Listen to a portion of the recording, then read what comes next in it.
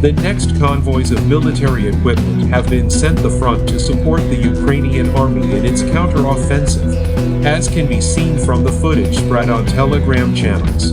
Dozens of tanks are moving towards the front together with the soldiers.